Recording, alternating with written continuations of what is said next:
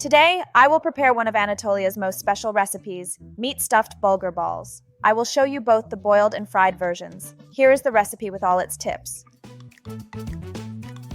First, I am soaking the fine bulgur and semolina with boiling water for the outer shell. I am covering it and will let it rest for 15 minutes.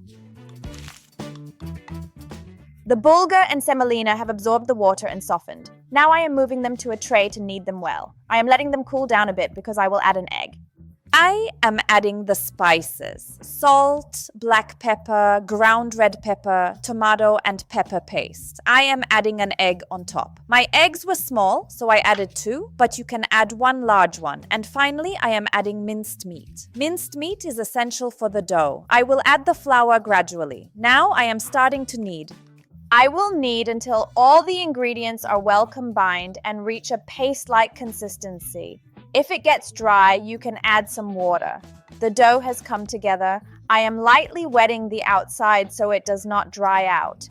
I will cover it with cling film and set it aside. We will prepare the filling. For the filling, I am dicing the onion. I add oil to the hot pan and put the minced meat on top. I saute it until it releases its juices and cooks down. I am adding the onions. I continue sauteing until they become translucent. The onions are ready too. I am adding the walnuts. I am seasoning it with some tomato puree, salt, black pepper, and red chili powder. Our filling is ready. Now I will leave it to cool at room temperature. Then I'll chill it in the freezer for a while.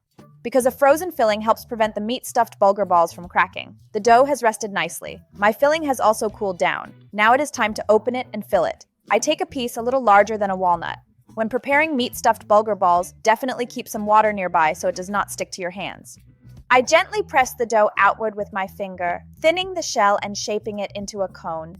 I add the filling, but I do not fill it to the brim so that I can easily close the top. The thinner the dough of meat-stuffed bulgur balls, the more delicious it will be.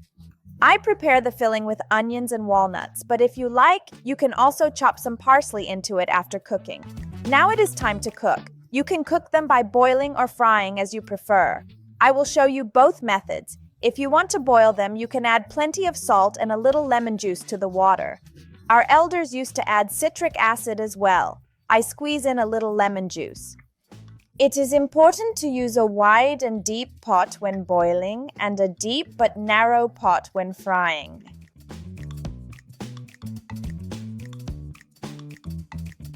When boiling meat stuffed bulgur balls, cook only a few at a time to prevent them from sticking together. Once they float to the surface, they're ready.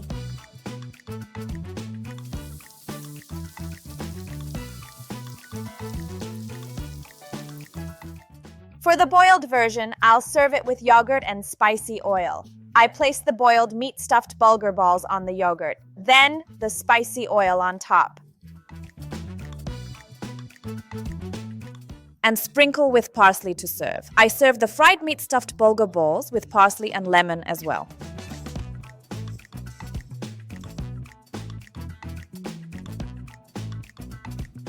The meat-stuffed bulgur balls are ready.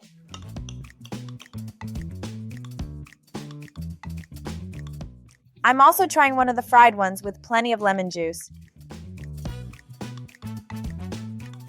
Both the boiled and fried meat-stuffed bulgur balls turned out delicious. They never cracked while cooking. The dough is just right. The spice balance of the filling is perfect. When you want to make meat-stuffed bulgur balls at home, definitely try this recipe. Enjoy your meal.